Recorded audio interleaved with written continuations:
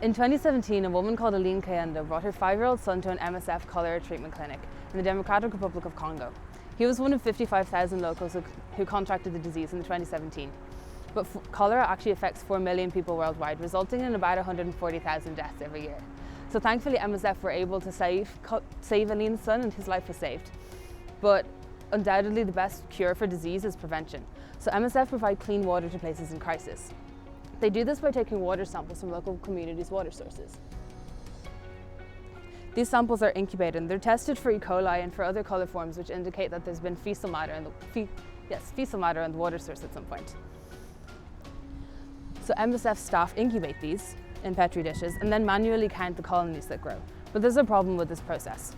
Matt Arnold, the Water and Sanitation Advisor with the MSF, has stated that incubators are expensive, but they also do nothing but maintain a temperature. So that's the initial motivation for our project. My name's Joanna, and we're IncuBetter, and we've been working flat out for the last 12 weeks to help MSF fix this problem. This is Aidan, our head of hardware. Can I incubate this, Aidan? Thanks. Great, we'll come back to that later. But Aidan's headed the building of our €60 incubator. That's less than a tenth of the price of what MSF are currently using as incubators. So our incubator can analyse 4 Petri dishes at a time, and it uses computer vision to automatically count the colonies. It's Angelica and I who've written the code to do computer vision.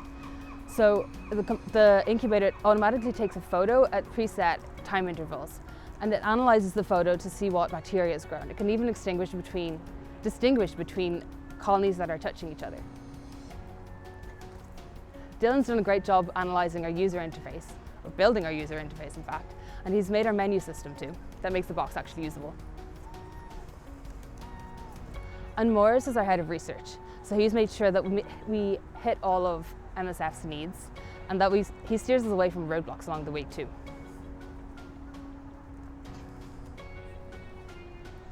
And this is Ronan, who's our Scrum Master in fact. So he's made sure that we hit all of our milestones, and he's our liaison with MSF too. So he's made sure we got the feedback we need. Thanks to Pete, to Matt, to Tom and to Daniel for all the feedback that you've given us. It's been really helpful. Thanks. So I'd say this has been incubating enough. I'm going to touch the button on the top, and so that'll take a photo and count all the colonies.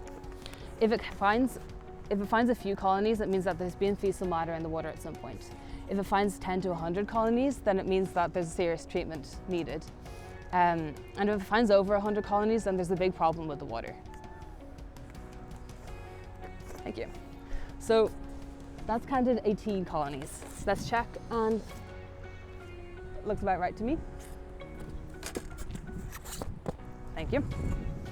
So now that you've met our team and you've seen our smart incubator in action, let me tell you a little bit about our story and about how we've come to build our incubator and different features that we have to help MSF. So we started with a small camera module and a flash.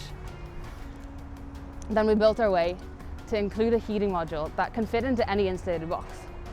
So that means that we can use an insulated box that's on site, and it makes our solution cheap and portable as well.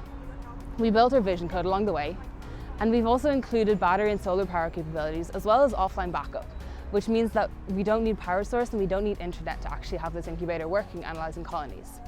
That's what I call a serious solution. With all of the work that MSF are already doing around the world, imagine what they could do with an incubator like ours. We are IncuBetter. Let's support safe water provision together.